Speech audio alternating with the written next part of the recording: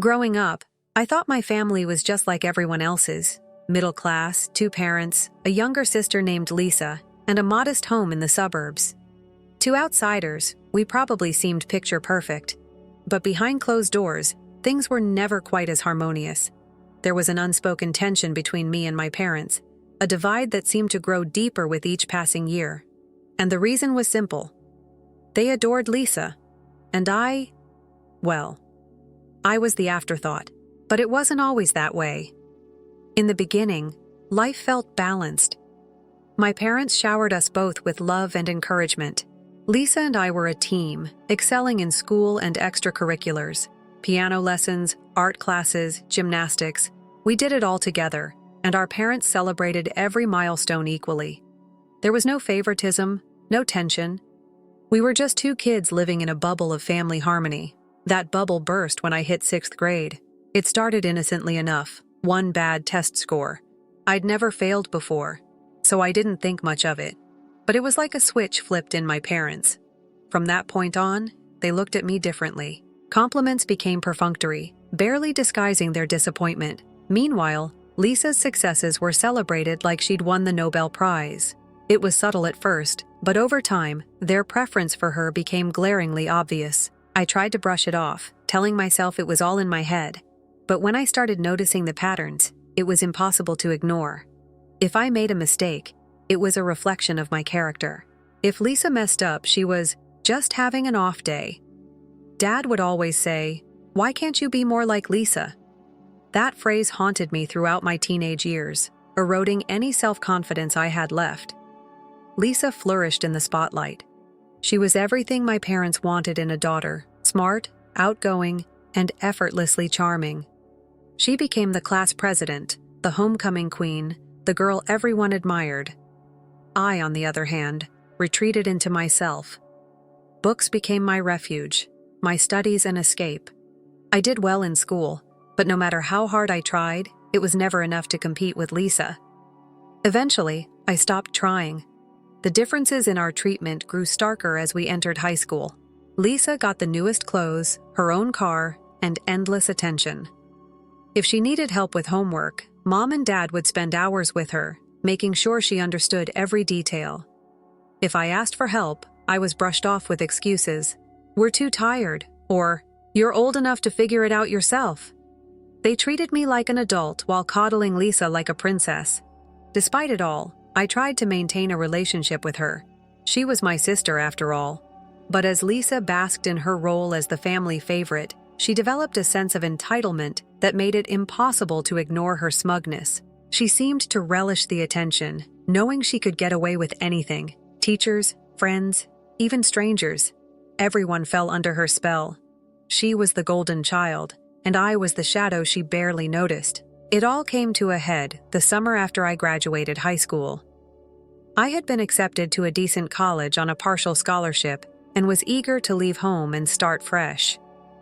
I thought maybe, with some distance, my parents might finally appreciate me. I couldn't have been more wrong. That summer was supposed to be my fresh start. I was excited to leave for college, ready to escape the weight of being second best. But as the days ticked by, Lisa's life continued to dominate every conversation. She had started dating Eric, the star quarterback from our high school, a golden boy to match her golden girl status. My parents were enamored with him. They invited him over constantly, cooking extravagant meals and fawning over his every word. It was clear they were already dreaming of a future where Lisa and Eric got married and gave them picture-perfect grandchildren. Meanwhile, I was working part-time jobs to scrape together money for textbooks and living expenses. My scholarship covered some of the costs, but not all. Whenever I came home during breaks, exhausted and frazzled, the house would be buzzing with tales of Lisa and Eric's latest adventures or her success in her summer classes. Nobody ever asked how I was doing. If I brought it up, the conversation would quickly turn back to Lisa. Then came the weekend that changed everything. I was home for a brief visit before heading back to campus. On the surface, it seemed like any other weekend. Lisa was showing off her new charm bracelet, a gift from Eric, and my parents were lavishing her with compliments about how beautiful it was. I didn't think much of it. The bracelet was nice, sure, but I barely glanced at it. Lisa wore it everywhere, as if to remind us all that Eric was as perfect as she was. By the next morning, the bracelet was missing. Lisa was frantic, tearing through her room and accusing anyone who came near of misplacing it. When she couldn't find it, she turned her sharp gaze toward me. "I saw you looking at it last night," she said, her voice laced with accusation. "Maybe you borrowed it and forgot to put it back?" I froze, stunned by the absurdity of her claim. "What? I didn't touch your bracelet, Lisa. Why would I?" But Lisa wasn't backing down, and my parents didn't hesitate to take her side. "It's not like we haven't noticed your jealousy before," my dad said, his tone heavy with judgment. "If you took it, just give it back, and we'll forget this happened." I couldn't believe what I was hearing. Years of trying to win their approval, of working hard and staying out of trouble, all came crashing down in that moment. "I didn't take it," I said firmly, trying to keep my voice steady. "You have to believe me." But they didn't. Lisa's word was enough for them. They gave me an ultimatum: return the bracelet or leave the house. I couldn't breathe. My parents were siding with Lisa over me, their own daughter, without a shred of evidence. I packed a bag, trying to hold back tears, and walked out the door. My mother didn't even try to stop me. My dad muttered something about how he always knew I'd turn out like this, and Lisa stood there with a self-satisfied look that made my stomach churn. I spent the next few weeks sleeping on a friend's couch, trying to make sense of what had happened. My family had turned their backs on me over a bracelet I hadn't even touched. I cut ties with them completely. There was no point in staying connected to people who didn't see me as anything more than a scapegoat. The weeks after I left home were some of the hardest of my life. I had no safety net, no fallback plan. I was juggling school, work, and the harsh reality that I didn't have a family to lean on anymore. Nights were the worst. I'd lie awake on my friend's couch, replaying the fight with my parents in my head, wondering if there was something I could have said or done to make them believe me. But deep down, I knew the truth. They'd always see Lisa as the innocent one, and me as the problem. Eventually, I found a cheap studio apartment near campus. It was small, barely big enough to fit a bed and a desk, but it was mine. For the first time, I had a space where I could breathe without feeling like I was competing with Lisa's shadow. Those years were a grind. I worked 2 part-time jobs while managing a full course load, scraping by on instant noodles and secondhand clothes. It wasn't glamorous, but I made it work. Every small victory, passing a tough exam, saving enough for a decent meal, felt like a monumental achievement. I rarely thought about my family during those years. Occasionally, I'd hear snippets of news through mutual friends. Lisa and Eric were still together, and my parents were still fawning over their golden couple. Lisa had landed a cushy job at a marketing firm, thanks to some connections Dad pulled. I didn't resent her for it. Resentment required energy I didn't have. But it did reinforce how different our lives were. The only family member who reached out to me during that time was my grandmother. My dad's mom, Grandma May, had always been the one person who treated me fairly. Even when I was a kid, she'd go out of her way to make me feel included, slipping me an extra cookie or asking about my hobbies while the rest of the family focused on Lisa. After I left home, Grandma May started sending me little care packages, homemade cookies, a knitted scarf, a handwritten card on my birthday. She never brought up my parents or tried to pressure me into reconnecting with them. It was as if she understood that what I needed most was space. Years passed. I graduated college, landed a steady job, and began building a life for myself. It wasn't easy, but I was proud of what I'd accomplished. I'd turned my pain into fuel, proving to myself that I didn't need my parents' approval to succeed. Then, out of the blue, I got an invitation from Grandma May. She was hosting Christmas dinner and wanted me to come. I hadn't seen her, or the rest of my family, in 5 years. My first instinct was to decline. The thought of sitting at the same table as my parents and Lisa made my stomach twist. But something about Grandma's note felt different. She didn't plead or guilt-trip me. She simply said she missed me and hoped I'd come. After a lot of back and forth in my head, I decided to go. Not for my parents, not for Lisa, but for Grandma May. When I walked into her house that Christmas, it was like stepping into a time capsule. The same decorations from my childhood were strung up. The same smell of cinnamon and pine lingered in the air. But the atmosphere was tense. My parents greeted me stiffly, their smiles forced, and Lisa acted like everything was fine, as if she hadn't been the reason I was disowned. Eric was there too, sitting comfortably in his role as the family's golden boy. I stuck close to Grandma May, trying to ignore the awkward glances and strained small talk. Then, toward the end of the evening, Grandma started handing out gifts. I wasn't expecting much, maybe a scarf or a tin of cookies, but when I opened my gift, I froze. Inside the box was a gold locket. It was an old family heirloom, passed down for generations, symbolizing the family's legacy. Whoever inherited it was considered the rightful heir to the family's assets. The room went silent as I held the locket in my hands. My parents' faces turned pale, and Lisa's jaw dropped. The significance of the gift wasn't lost on anyone. By giving me the locket, Grandma May was essentially naming me the future head of the family, skipping over my father, Lisa, and everyone else. From that moment on, the energy in the room shifted. My parents suddenly became overly polite, almost fawning. Lisa, who had barely spoken to me all night, started throwing me fake smiles. It was painfully transparent. When the dinner ended, my parents pulled me aside. They apologized for everything and talked about how they wanted to rebuild our relationship. Lisa chimed in, saying how much she missed having me around, but their words rang hollow. This wasn't about family. It was about the inheritance. I left Grandma May's house that night feeling conflicted. Part of me wanted to believe my parents were genuine, that they truly wanted to make amends, but another part of me knew better. This wasn't love. This was greed.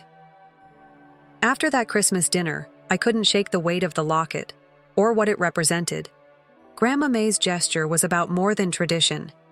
It was her way of acknowledging everything I'd endured, silently choosing me as the one she trusted most. But it also came with strings attached. Strings my parents and Lisa were already trying to tug. The following weeks were a whirlwind of conflicting emotions. My parents' sudden shift in tone, their over-the-top apologies, their insistence that family is everything. It all felt like an act.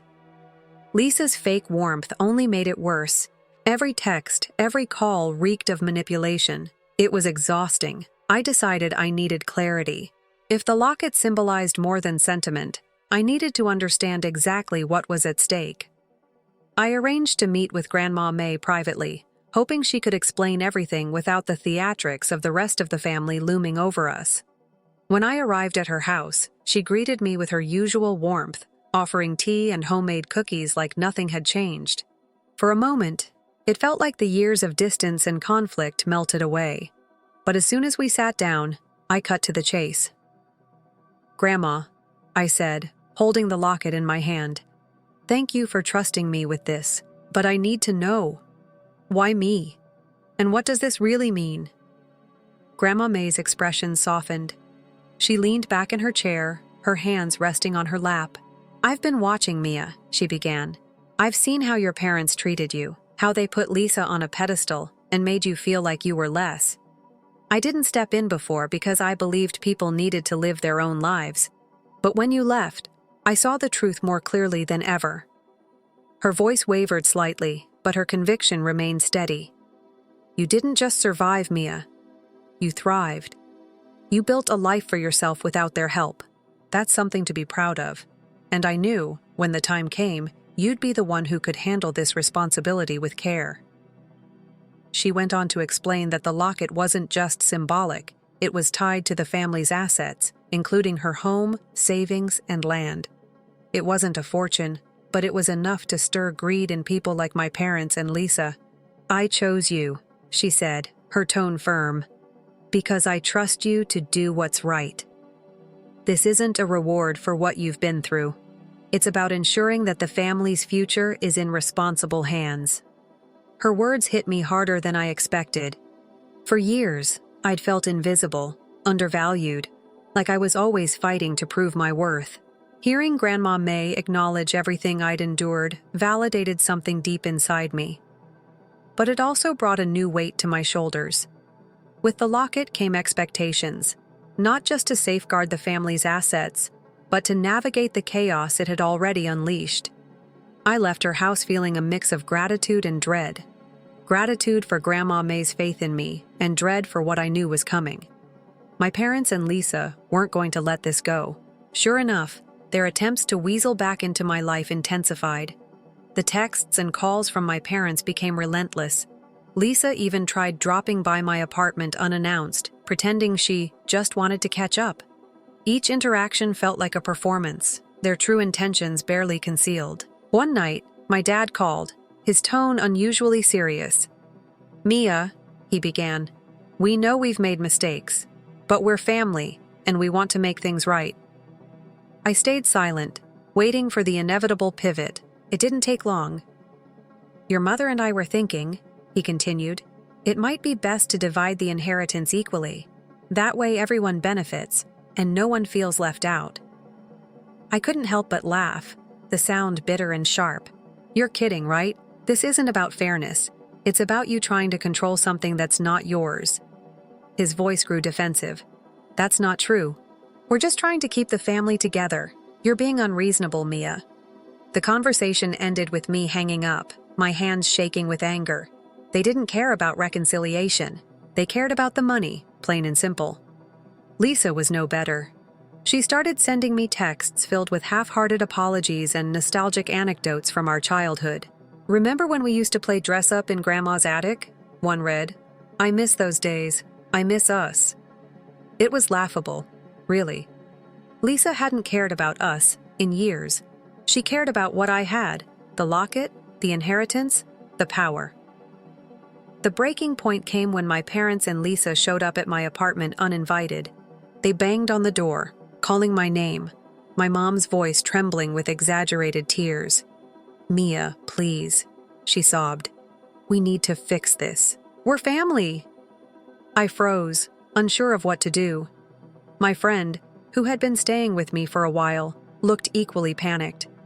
After a tense moment, I opened the door, hoping to de-escalate the situation. My mom immediately launched into a dramatic plea, tears streaming down her face.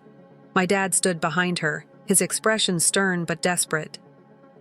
Lisa lingered in the background, wearing a mask of fake concern.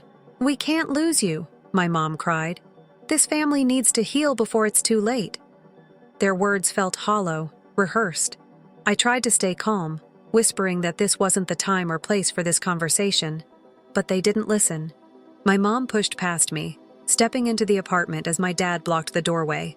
The situation escalated quickly. My parents started talking over me, their voices rising, while Lisa stood smugly by, her silence louder than their shouting. I felt trapped, suffocated by their desperation. Finally, I called building security. The guards arrived swiftly, asking my parents to leave. When they refused, the guards warned them that the police would be called. That finally got their attention. As they left, my mom turned to me, tears still streaming. "You're abandoning us, Mia. How can you do this to your family?" Her words lingered long after they were gone, but not for the reasons she intended. I wasn't abandoning them. They'd abandoned me a long time ago. After the chaos of my parents and Lisa showing up at my apartment, I thought I'd finally get some peace. I was wrong. Their desperation turned into a full-on campaign. Texts and calls weren't enough anymore. They started dragging the rest of the family into it. My aunts, uncles, and even cousins, some of whom I hadn't spoken to in years, suddenly felt the need to mediate the situation. Their messages were dripping with the same cliched lines. "Family is everything. Don't let money tear you apart. You need to forgive." At first, I tried to ignore them, but when one cousin messaged, "I heard you stole something from Lisa and that's why your parents cut you off," I saw red. That lie, the same one Lisa had spun all those years ago, was still circulating. I called Grandma May that night, fuming. "Did you know my parents are still telling people I stole Lisa's bracelet?" I asked, my voice shaking. Grandma sighed heavily. "I had no idea it was still going on, Mia, but let me make a few calls." What happened next stunned me. Grandma didn't just make calls, she went on a mission. She met with several family members one by one to set the record straight. When she found out my parents had fabricated a story about finding the bracelet in my room to justify disowning me, she confronted them directly. "They lied, Mia," Grandma told me during our next call. "They told everyone you were caught red-handed to protect Lisa, and the family believed them without question." Hearing that made my stomach churn. For years, I had carried the weight of their betrayal, thinking it was about favoritism or misunderstanding. But this was calculated. Word spread quickly. Relatives who had once dismissed me as the problem child started reaching out, their apologies pouring in like a flood. "I'm so sorry," one aunt said. "I didn't know the truth." Others tried to excuse their past judgment with weak explanations. "Your parents made it sound so convincing."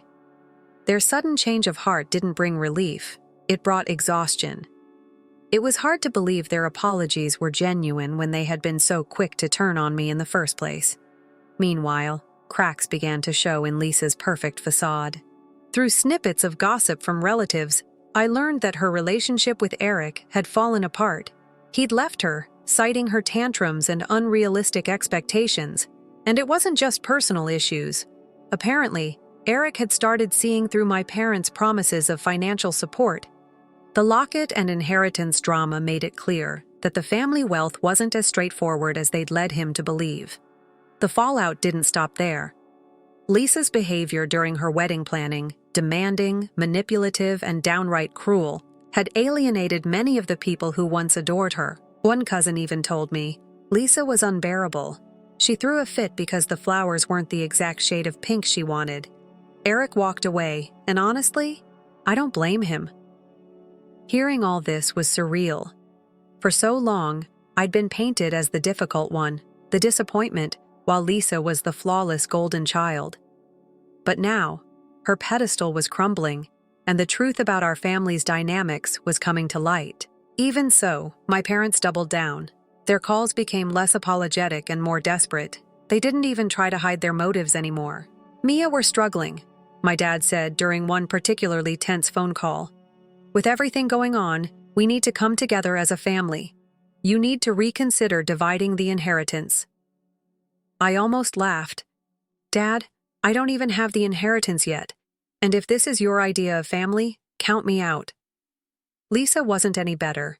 She sent me a string of texts, oscillating between guilt-tripping and flattery.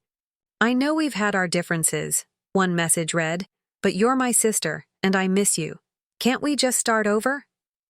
Another one said, "Grandma gave you the locket because she believes in you. Don't you think it's fair to share that responsibility?" It was all so transparent. They weren't sorry. They were scrambling. What made it worse was that my extended family, even the ones who apologized, couldn't seem to mind their own business. They kept urging me to be the bigger person, as if I owed my parents and Lisa forgiveness for years of lies and betrayal. One particularly bold cousin said, "Mia, what's the point of holding on to all this anger? Lisa made mistakes, sure, but she's still your sister, and your parents just want what's best for everyone." I bit my tongue to keep from snapping. What did they know about what I'd been through? They weren't there when I was kicked out of my own home over a false accusation. They didn't see the years I spent scraping by while Lisa was handed everything on a silver platter. By this point, I was done explaining myself. I didn't need their validation, and I certainly didn't need their advice.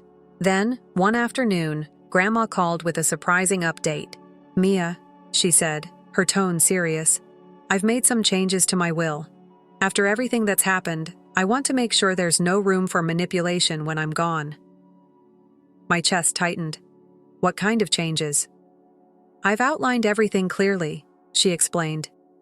"The assets will go to you, and I've set up safeguards to prevent anyone from contesting it. I don't want you to worry about them trying to twist things after I'm gone." Her words were both comforting and heavy.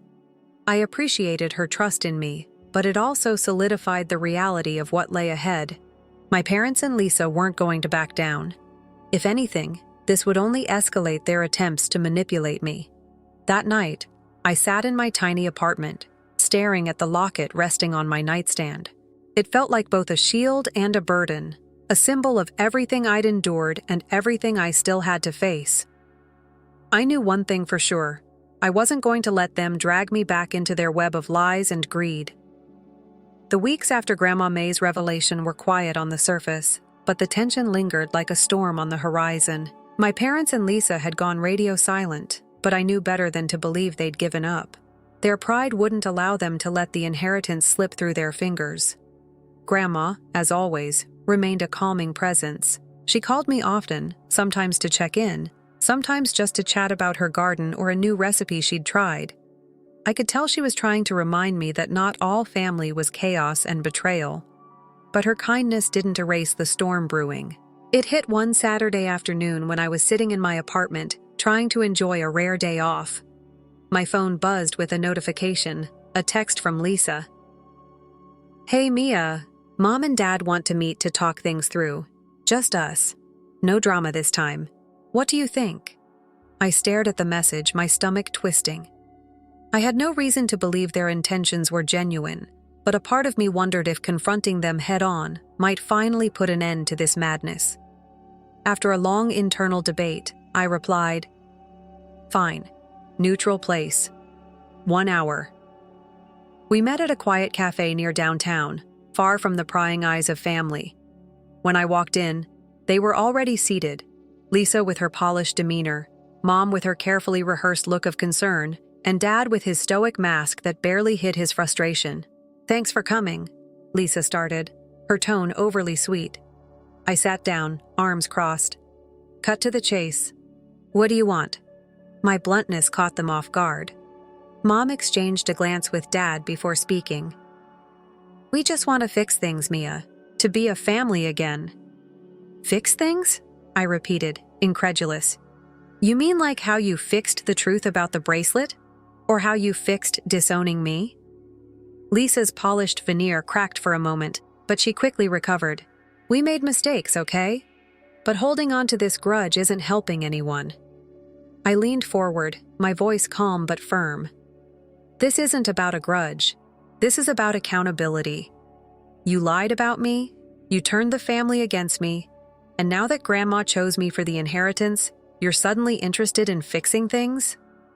I'm not stupid, Lisa." Dad finally spoke, his voice sharp. "Mia, this attitude isn't going to get us anywhere. We're offering an olive branch here." "No, you're not," I shot back. "You're offering me guilt trips wrapped in fake apologies because you're afraid of losing what Grandma's giving me.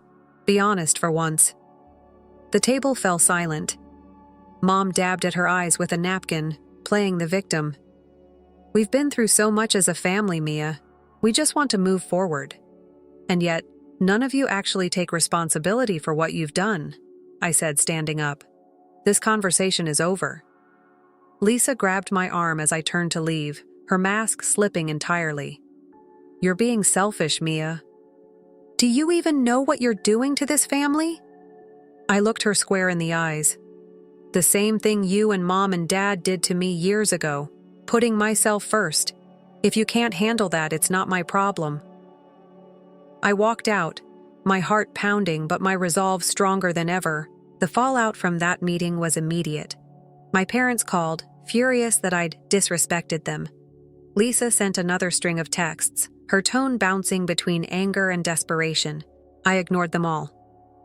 A few days later, Grandma called with a mix of frustration and amusement. "Your father had the nerve to call me," she said. "He's trying to convince me you're unstable and shouldn't be trusted with the inheritance." I sighed. "Let me guess. He didn't mention their lies or the way they treated me?" "Of course not," she replied. "But don't worry, Mia. I shut him down. He knows where I stand." Her words reassured me, but they didn't erase the weight of the situation. My parents and Lisa weren't just trying to manipulate me. They were trying to undermine me at every turn. It was exhausting, but it also solidified my decision. I was done playing their games. Months passed, and the chaos gradually began to fade. My parents and Lisa, realizing they couldn't guilt or manipulate their way back into my life, backed off. The calls stopped. The texts slowed to a trickle. For the first time in years, I felt like I could breathe. I threw myself into work, into building a life I could be proud of. The locket remained on my nightstand, a quiet reminder of everything I'd overcome.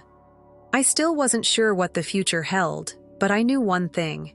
I would never let myself be dragged back into the toxic cycle of my family's dysfunction. As for Grandma, she continued to be my rock.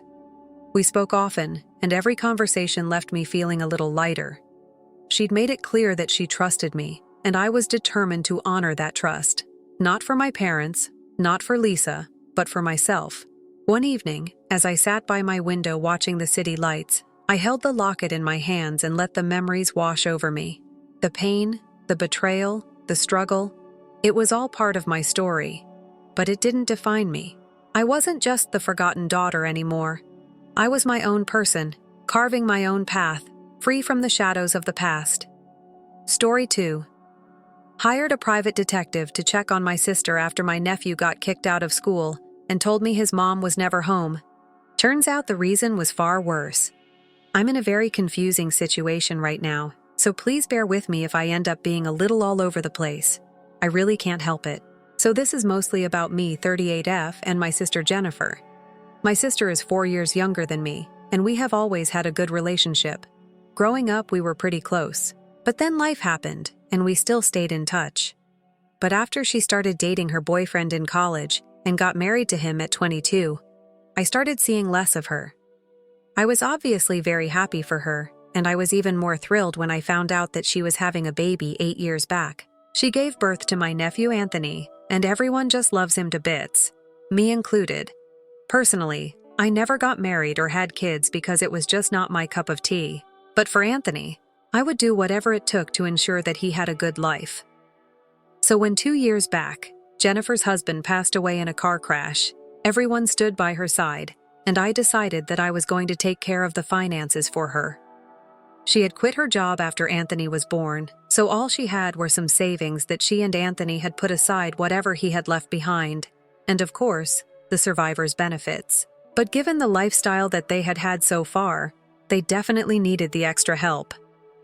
And so I decided that I was going to write her a big fat paycheck every month, just until she got a job. It has been 2 years now, and she does have a job, but I'm still writing her those checks because she told me that the only work that she could find was in sales, and since it's mostly commission, it will be difficult to maintain the lifestyle that she and her son are used to, just on that. So until she finds something more sustainable, she wants me to keep helping out, and I really don't have an issue with that. After all, they are my family, and if it's for Anthony, I don't really mind. So naturally, I have been sending paychecks to her every month as usual, and part of that was also supposed to be used to clear the tuition cost. I believe that it would be disrespectful to his father's memory to change school, so I insisted that he continue to go to public school, and since I was paying for it, I didn't see anything wrong with it. Recently, though, I found out from Anthony that he had been kicked out of school and hadn't been going for the past couple of weeks, because apparently Jennifer had missed out on paying his tuition for the past couple of months, and she had been issued several warnings and reminders, but hadn't paid heed to any, which is why the school authorities had to take that measure. I found out about it purely by accident when I was babysitting Anthony about a month ago. At the time, I hadn't been seeing much of him because every time I tried to visit Jennifer, she would delay it or postpone it somehow. She always seemed to be either too busy at work or seeing other friends. She always had some excuse ready. But then one day she herself asked me to come over and babysit Anthony because her usual babysitter hadn't shown up since she was sick, and she couldn't cancel her plans for the evening. When I asked her about her plans, she didn't tell me anything. She just said that it was important because it had something to do with a client at work, and then she left as soon as I showed up at her doorstep. Her behavior had been totally bizarre recently, especially in the few months leading up to that incident. We would try and make it a point to meet each other every now and then, but since the beginning of this year, she had started behaving very strangely, and now we would only meet for dinner at our parents' place, but never otherwise, even when we would meet each other. She would constantly act very jittery and weird, and try to get back home as quickly as she could. So naturally, that had cut into the time that I spent with Anthony, and we were not seeing much of each other. I knew that he was not happy about it because he had already lost his father. He didn't want to lose his relationship with me as well, and would often text me from his mother's phone. And last month, When I showed up at his house to babysit him, he waited for his mother to leave, and then he started telling me everything that was going on. When he mentioned that just earlier that week, he had been kicked out of school for the non-payment of tuition costs, and that his mother had given him strict instructions not to talk about it to anybody. I started to realize that something very fishy was going on. Anthony also told me a lot of other things, like his mother would hardly ever be at home, and for the past couple of months, he had probably spent more time with his babysitter than with anybody else. Things had come to a point where she even had a backup babysitter, and she would alternate between the two in case one was not available. But the one thing that she wouldn't do was cancel her plans. And more often than not, Anthony wouldn't even see her for more than a day, because she would come back after his bedtime, and she would leave before he woke up the next day. I was shocked that all this was happening, and the more that Anthony talked about his mother, the more I realized that something was very off about the whole situation. The reason I hadn't found out about any of this was because every time Anthony would meet me, Jennifer would be right there with him. And his mom had told him not to speak to me about any of this. She had actually even intimidated him, and he had been scared to talk to me about any of this before. But then he got kicked out of school, and he felt like he had to talk to me about it because he was very upset about it. Since he didn't want to let go of his friends and his teachers, he told me that he didn't even get the chance to say goodbye, because one day, while he was preparing to go to school, his mother told him that there was no need to do so anymore, because he had been kicked out, and he was switching to public school. First off, it was strange enough that she had decided to tell her 8-year-old son that he had been kicked out of school because she hadn't cleared his tuition payments, and that, along with the rest of the things that Anthony had told me, led me to believe that there was something wrong with Jennifer. Of course, on top of that, there was also the fact that I had been writing her pretty significant paychecks for almost 2 years now, and she was also making good money on her own. So it didn't make sense for her not to pay her son's tuition for private school for so long that he ended up getting kicked out. I was very uncomfortable and annoyed after I got to know all this from Anthony. And of course, I promised him that I was going to fix everything because I could see that he was really unhappy that day itself. I couldn't exactly do anything, and neither did I speak to Jennifer about whatever Anthony had told me when she came back home. Because given the situation, I realized that it would be probably for the best if I dealt with it on my own, without her knowledge. Since she had given Anthony strict instructions not to speak to me about any of this, I didn't want the poor kid to get into trouble, and that would inevitably happen if I confronted her about what I had heard instead. And you can judge me if you want, but I think it was necessary for me to do that. I decided to speak to a private detective and find out about all her comings and goings. Like I had said, I had found her entire behavior very fishy, and after speaking to Anthony, I was sure that she was up to no good. All that I needed was something to prove it. And within a couple of days, I found out exactly what was going on. Unfortunately, it was not the kind of thing that you want to find out about your sister, especially when your sister happens to have an 8-year-old son. By speaking to the detective, we had figured out that she was definitely not going to her workplace anymore and had presumably quit her job. Instead, she would spend all her mornings at some motel and would come out in the evening. After that, she would go home for a couple of hours, usually just 2 or 3 hours, and then she would leave again so she could go to a club at night. The strange thing was she wouldn't drink or anything at the club, and I can vouch for that, because even when she came back home the night I had been babysitting, it was very obvious that she was still sober and was completely in her senses. It was all just really bizarre, and it took us a couple of more days to figure out who she was meeting. As it turns out, the same guy would leave the motel and the club, exactly, half an hour after she would leave, and it took the detective a while to pick up on that pattern. But when he did, he clicked some photos of him, got his name from the motel folks somehow, and we ran a background check. And unfortunately, as it turns out, that guy is a drug dealer, a hardcore one at that, because from what I know, he has already been arrested twice before in the span of the past 5 years, and is currently out on bail.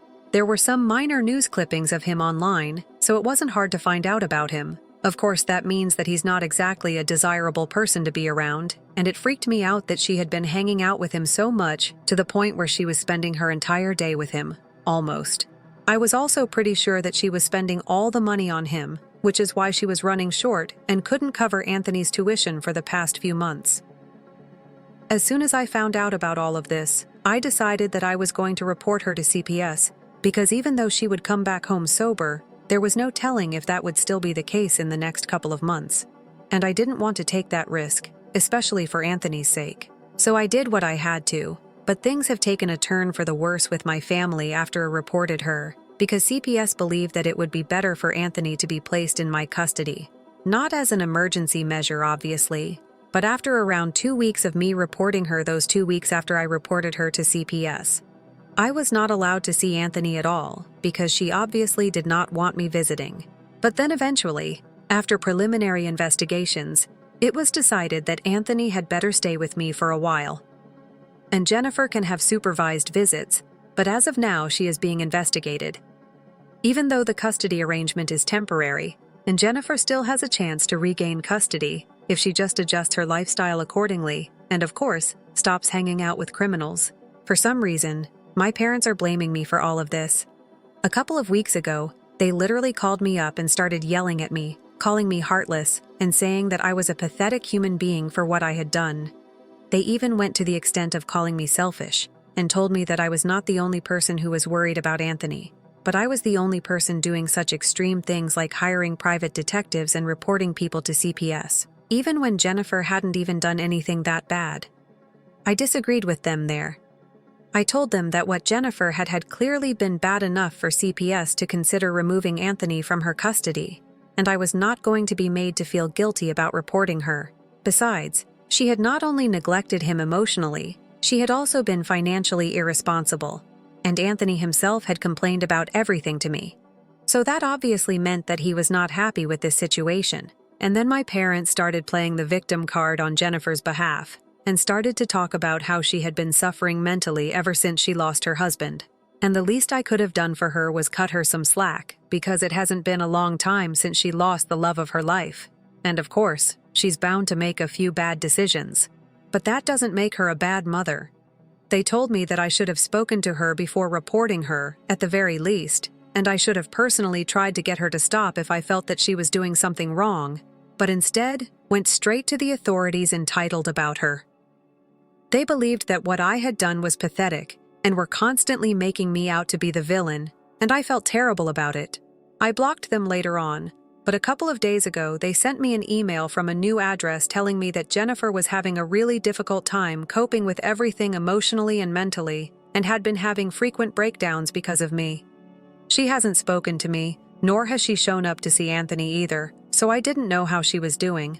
But after that email from my parents, I feel really guilty. If I'm being honest, the only reason I hadn't spoken to her and tried to deal with the situation by myself before reporting her to CPS was because I thought that if I tried to talk to her, she would just get mad at me and forbid me from seeing Anthony, and that would make the situation even worse. And I didn't want to do that because I'm a generally non-confrontational person, but now I think that it was not the right thing to do when I should have spoken to her before reporting her. I feel terrible about everything, but at the same time, I know that Anthony is happy at the very least. I've also spoken to his school authorities and managed to get them to agree to enroll him again after explaining the situation to them.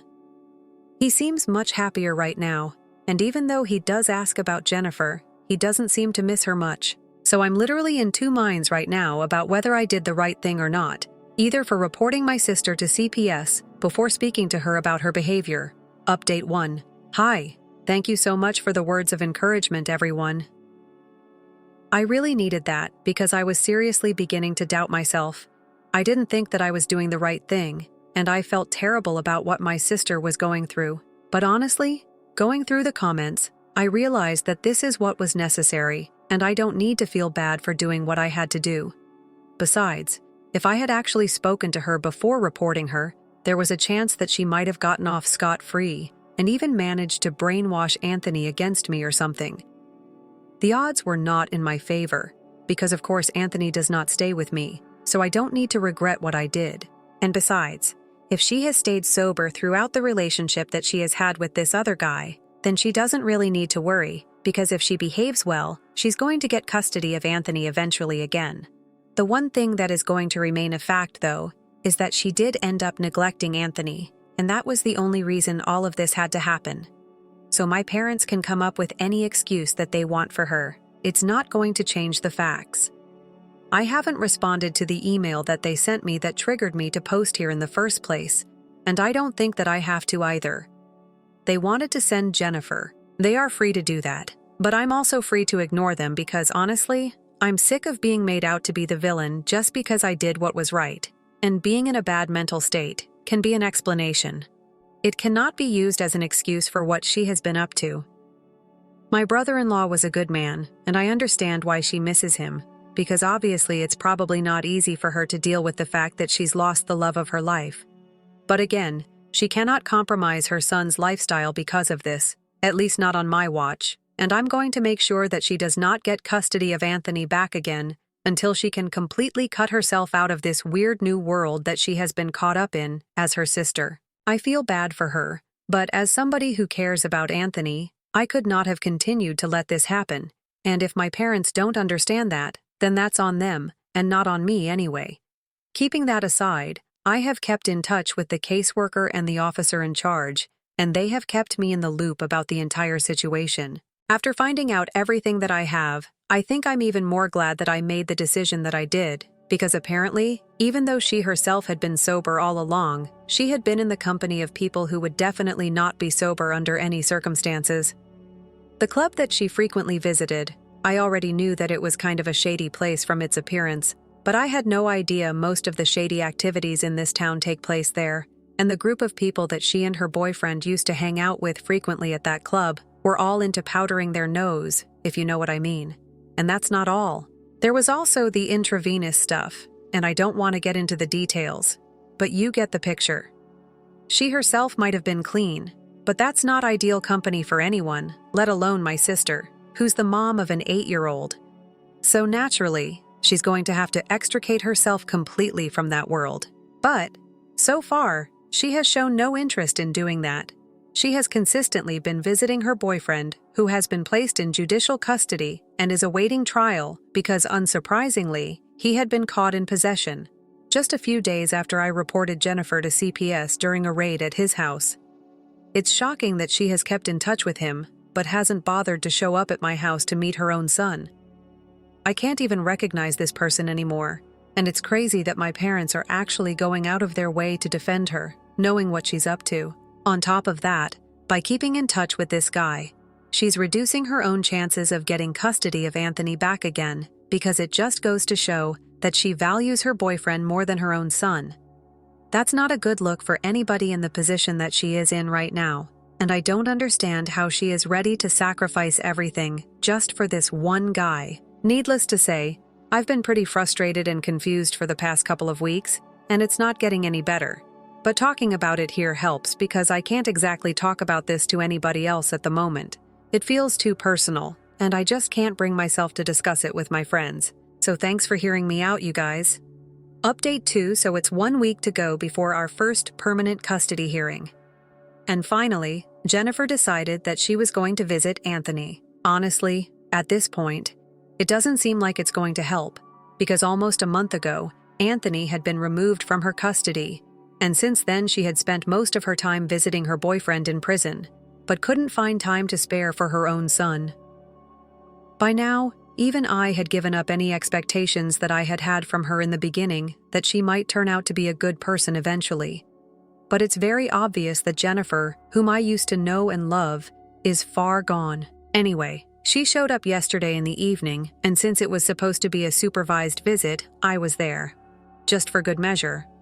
I decided to ask our CPS caseworker to be present there as well, so she could be there to watch Jennifer interact with Anthony or whatever. Because if it came down to it, I did not want it to be just my testimony against her in court. Another reason that I wanted a third person there was because I believed that if it was just me, and then she would definitely find a way to start fighting with me.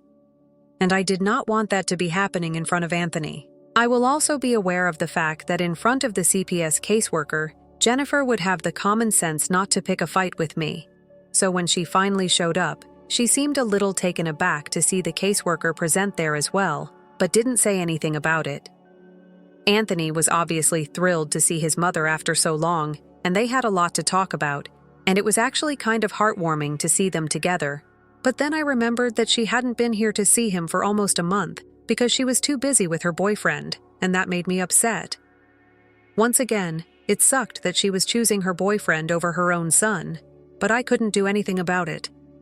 Anyway, she was here for about 2 hours, and throughout, she just ignored my existence as well as the caseworkers, and just played with Anthony even when she was leaving. She didn't even look at us, and I'm glad that she didn't because I wouldn't have known what to say to her if she did. I don't even think we have anything left to say to each other anymore, but I'm glad that she did get some time with Anthony before the trial begins, and everything gets even uglier. Update 3. Hey everyone. I haven't been able to post lately because I've been very busy with work and the trial and stuff. My last update was about 2 months back, and we are still attending hearings and stuff, since my sister is desperate to keep Anthony with her, but most people don't think that it's a very good idea.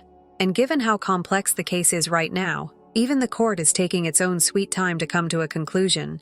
But hopefully in the next few weeks we'll be able to figure out a solution that works for everyone. So far, Jennifer and her lawyer have done everything in their power to prove that she's not a bad parent, and the CPS caseworker and officer, and even I have done everything in our power to prove that she might not be a bad parent in the most real sense of that word, but she's definitely not a competent parent right now, in my opinion. Honestly, being a bad or good parent doesn't really matter right now, because what Anthony needs is a competent parent. He does not need somebody who is absent from his life for the most part, like she had been for the past few months. And he definitely doesn't need somebody who has been so financially irresponsible that she has blown all her savings, all her money on her boyfriend, and didn't even think about her son before doing any of that. She's been buying him expensive gifts.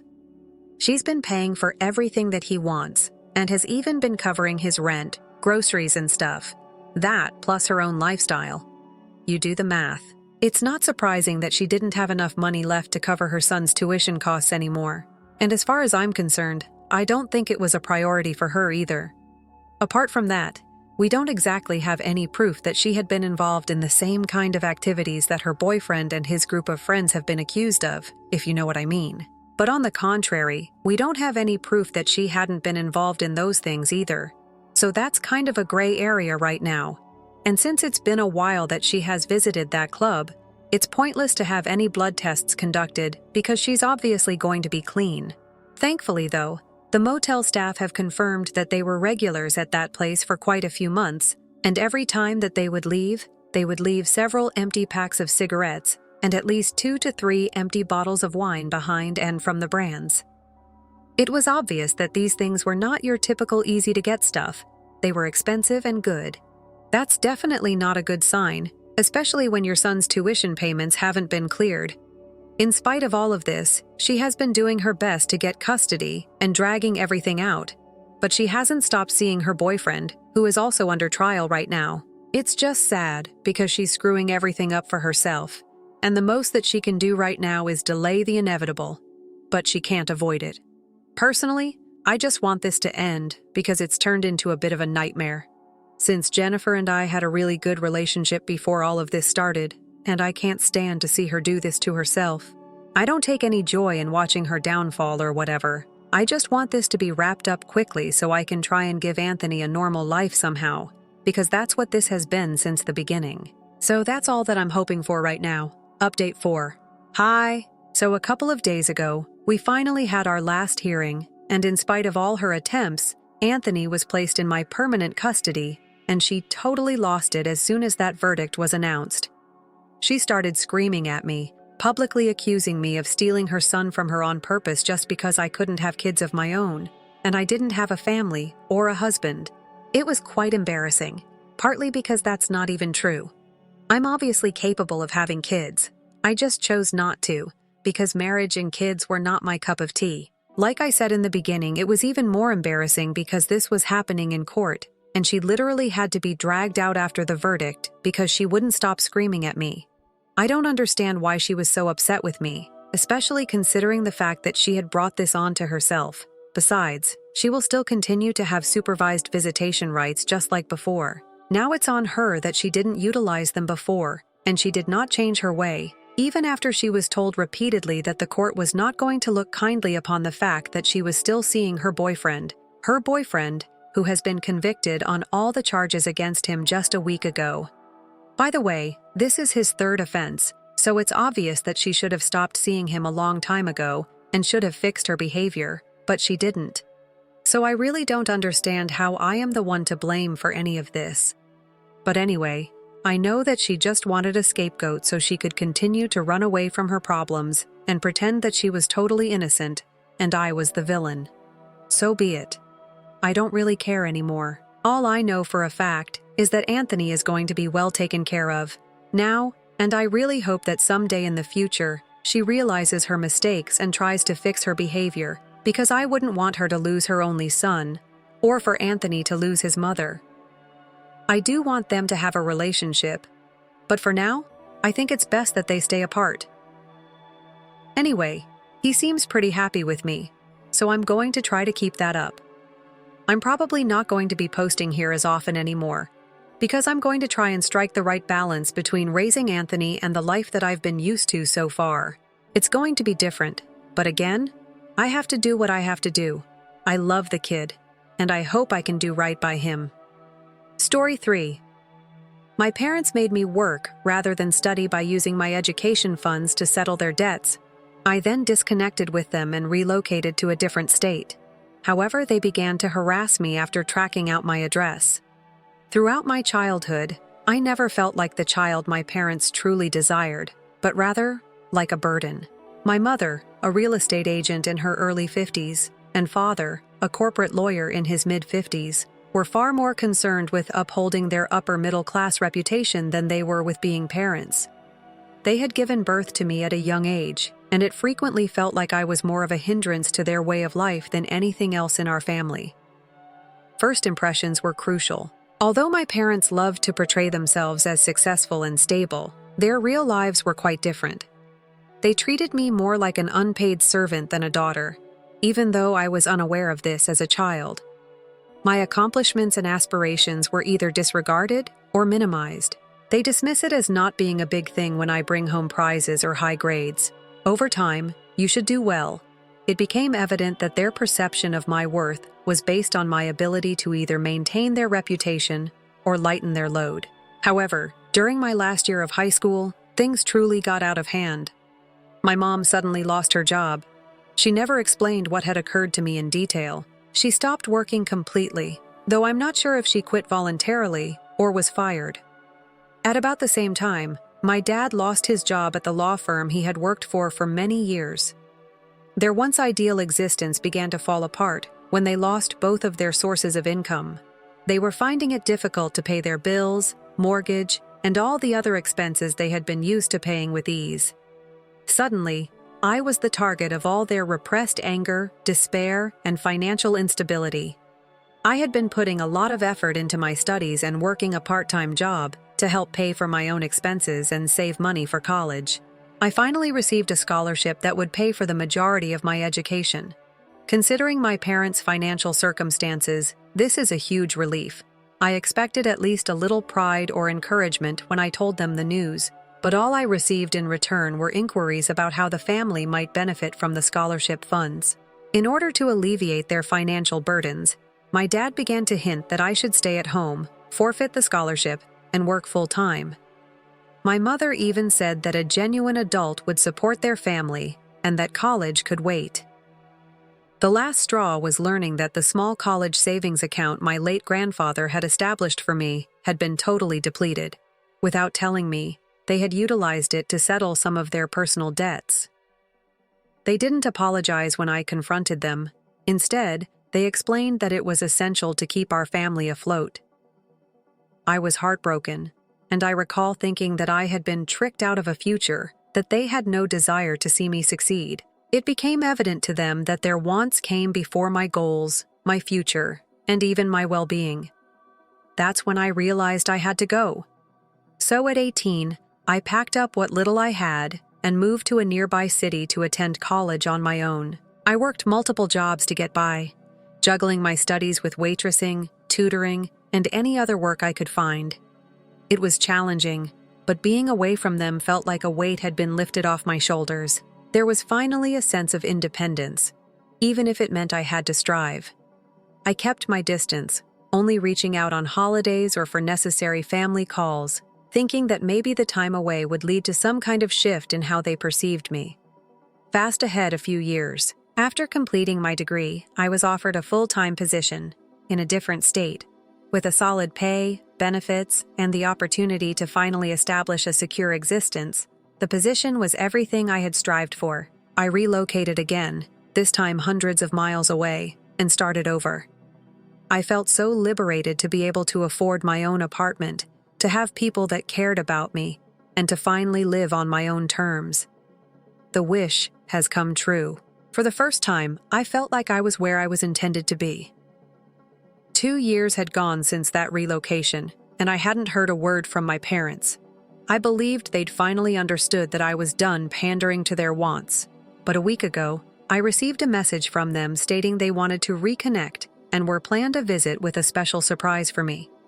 They pretended that nothing had happened and that I would be overjoyed when I received this surprise, as if we were a typical family that had just lost touch. I was astonished by their message.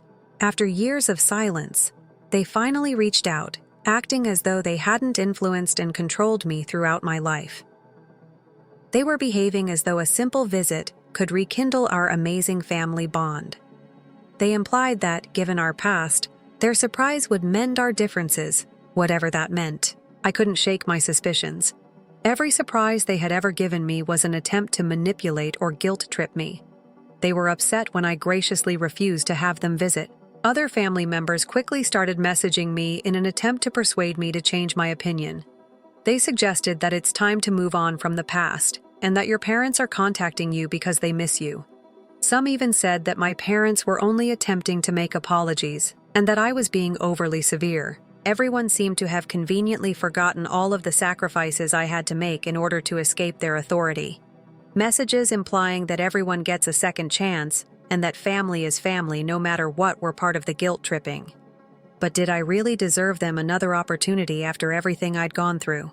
In order to help them uphold their flawless image, I had sacrificed my dreams, my savings, and my peace of mind for years, bearing the burden of their transgressions. To keep them afloat, I had put my own life on hold, only to be abandoned when they were no longer in need of me.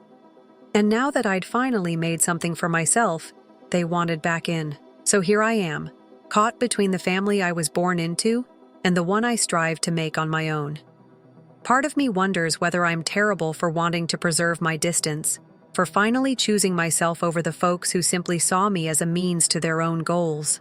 I know what my parents are capable of, and I know that this surprise is likely just another effort to influence me. But I also can't remove the feeling of guilt they've implanted in me. The thought that, simply because they are my parents, I could owe them something. Reddit. After everything my parents have done to me, are I wrong to seek freedom? When I finally get the opportunity to live my life as I see fit, is I wrong to refuse to let them back in? One update. I want to start by expressing my gratitude to everyone for the overwhelming amount of letters, comments, and support.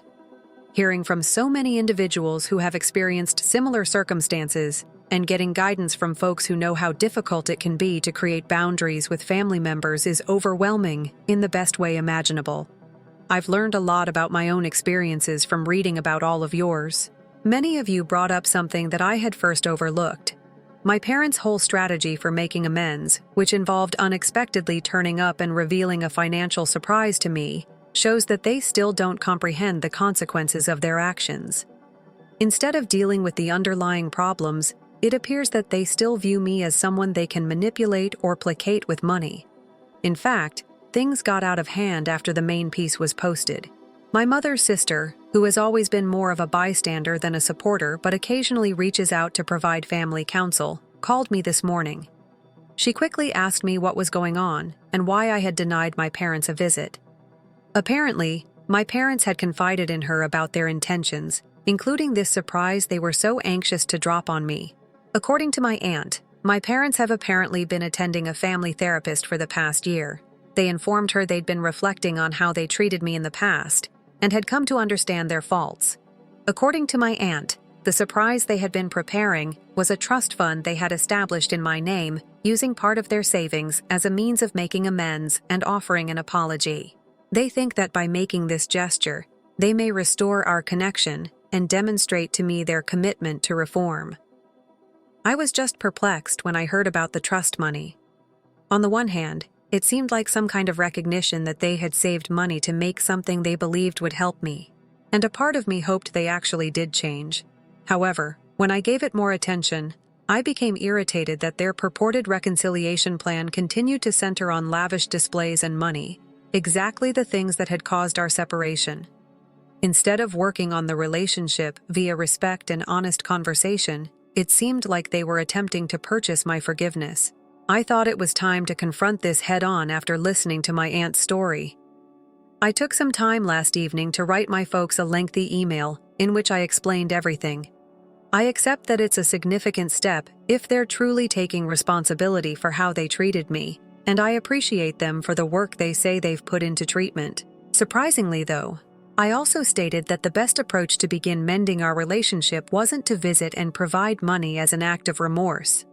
I told them straight out that if they were serious about making amends, it had to begin with them respecting my boundaries and being prepared to talk openly about what had happened, rather than attempting to purchase forgiveness. I made it very plain in the email that unless we first set some ground rules, I would not be accepting any visits or meetings. I propose that we begin with routine phone conversations or messaging so that we may progressively establish confidence and talk about previous problems in a way that seems secure to me. I clarified that it would take time to mend our connection and that I required ongoing transformation rather than a one-time gift or gesture. I even said that they should understand that reconciliation requires effort rather than just cash or great surprises if their treatment is actually working. For the first time in a long time, I felt a great rush of relief after pressing send. I had the impression that I was dictating how this would go. My parents responded to me the following morning, and it was rather lengthy. At first, they were courteous and said they valued my candor and were willing to follow my example if it meant making things right. However, it became evident that they were already reversing course as the communication continued. My mother wrote pages arguing that families shouldn't have formal limits or rules, and that I should have been more open to having them come and speak face-to-face if I really wanted to heal things. My father's contribution was simpler. He said that it took a lot of work for them to give their present, and he felt degraded by my rejection of their attempt at reconciliation. They seemed to be placing the responsibility on me, suggesting that I was the one who was unwilling to make amends by establishing boundaries. My mother also said, "I've always been independent to a fault," which hurt, as if that weren't enough.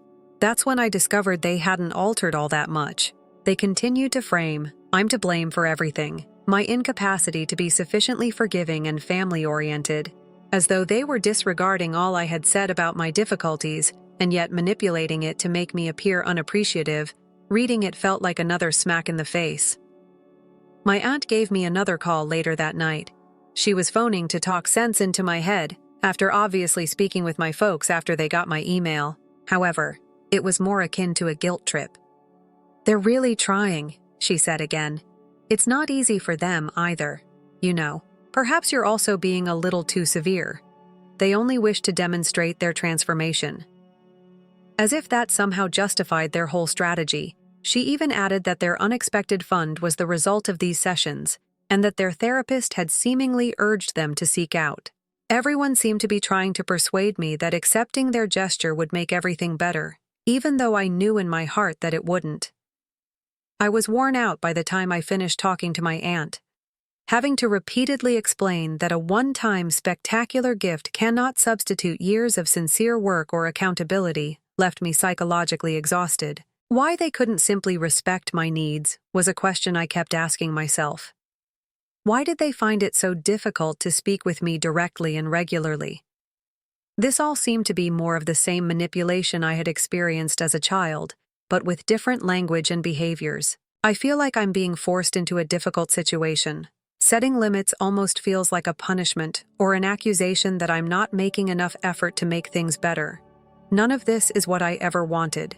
Because I'm not conforming to their idea of returning to the past, I never wanted to be made to play the part of the ungrateful daughter. I feel like I'm starting again now that family members are putting pressure on me to modify my position, attempting to protect my decisions and independence. I'm aware that I don't deserve this after everything I've gone through. I've put a lot of effort into creating a life for myself, free from the control and manipulation that characterized my early years. Second update. I honestly didn't think things would get so out of hand as they have in the last several days. I had anticipated that my parents would stand back and accept my choice once I sent that final email and was clear about my boundaries. However, the situation has only become more difficult, and I'm beginning to realize how far they'll go to regain control over me. I received a text message from an unidentified number 2 days after my last article. It just read, "I hope your new city is treating you well. You can't stay hidden forever. See you shortly." My heart stopped beating. I thought it was spam or some odd scam mail right away, but as I read it again, the tone seemed too familiar. It seemed like any time my father wanted me to feel guilty or nervous about anything, he would leave me messages or reminders. It certainly rattled me, even though I was attempting to ignore it. My father sent me an email later that day. He expressed his disappointment with my comments and my unwillingness to take their hand of reconciliation in a lengthy, formal-sounding communication. Although he didn't explicitly threaten anything, the wording was sharp. He said that since I was their only child, it was my moral obligation to treat them with some decency as their daughter. At the very least, take into account their efforts to make amends and meet them halfway. Additionally, there was a statement stating that since they had made such a significant investment in my education and upbringing, the time had come to return them with quiet and isolation. By reading between the lines, it seemed that he was suggesting that I owed them my success and freedom in some way, and that I had an obligation to be grateful to them by keeping them near. It validated my worry, but it also made me angry. They had no regard for my personal space. I gave a good friend who had known me and my family for years a call that night.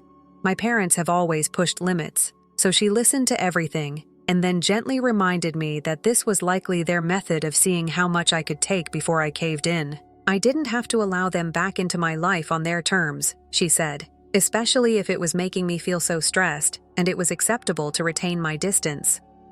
Knowing that I wasn't the only one who thought their actions were manipulative gave me a sense of peace.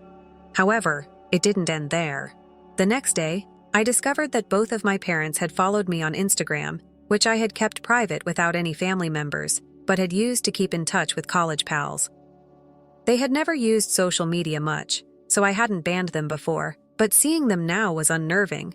Stranger still, I saw that my mother had some previous posts on my page. The final one was taken when I initially relocated to this new state for employment, which was around 2 years ago. They seemed to be making a special effort to leave a mark, as if to remind me that they could still monitor me. My aunt sent me another note that evening. She inquired as to whether I had lately spoken to my parents, who expressed concern and said they were unsure of how else to get in touch with me because I've been so withdrawn. She mentioned that they were aware of my residence and implied that they may fly over for a brief visit to discuss the situation. My aunt dismissed it as a minor incident, claiming that they were merely there to clarify their intentions and to put the record right. However, it was evident from her speech that they had already decided to attend. Maya went on to say that I was exaggerating and that this wasn't as serious an issue as I was portraying it. Finding out they knew exactly where I lived when I initially got here 2 years ago was the hardest aspect of it all. I had never given them my address because I wanted a new beginning free from the continual fear of their meddling in my affairs. It occurred to me that they may have discovered my address online or through other family members. Knowing how tenacious they can be, the idea that they had been surreptitiously monitoring me chilled me to the bone. I was outraged, but not totally taken aback. I felt tense, so I sent my parents another email telling them that I wanted space and made it plain that I didn't feel comfortable with any unexpected visits. I clarified that they would need to treat me with respect and refrain from attempting to locate me or follow me online if they genuinely wished to make apologies. I hoped that if they carefully read it, they would understand that turning up without an invitation would just make me more distant. I believed my tone was kind but forceful. They responded in a flash. In response, My mother sent a lengthy, guilt-tripping note saying that they were shocked that I was treating them like strangers and that it hurt their feelings to see me being so cold and unappreciative after everything they had done for me. She said that families should always support one another and that they were only attempting to help me in a way that they believed I would find meaningful. It was all presented as though their persistence was a great benefit to me, and I was too obstinate to comprehend their devotion. She even added that when they sought to help me move on from the past, I would look back and regret shoving them away. I was done after reading it. I was emotionally and intellectually exhausted from defending myself and having to defend my viewpoint all the time. After a few hours to gather myself, I wrote one last message, adamant that I would contact the police if they showed up at my house without permission. I was quite clear that I was serious, that this was not a negotiation, and that they would back off and let me live my life without any interference if they really appreciated me. One of my father's side cousins, who doesn't often phone, called me the next day. She wanted to know what was going on, since she had heard rumors that I had threatened to call the police to take action against my parents. My life seemed to have devolved into a bizarre family soap opera at this time, with everyone participating and voicing their thoughts. My cousin would remark things like, "Your parents have endured a great deal. And isn't there a nonviolent way to resolve this?" I was hearing things that I nearly couldn't believe. They all seemed to be trying to guilt me into following whatever story my parents had conjured up for them, as if they were reading from the same script. I was so desperate that I went through all of my social media accounts and changed the privacy settings. I even blocked some family members who had expressed interest in meddling. I also chose to obtain a P.O. box for any future correspondence, as I realized that if I persisted in ignoring their attempts to get in touch with me, they might begin sending letters to my home address. Yesterday, I had a final incident that confirmed my resolve to maintain strong boundaries. My apartment's management office notified me that someone had stopped by to ask if I lived there.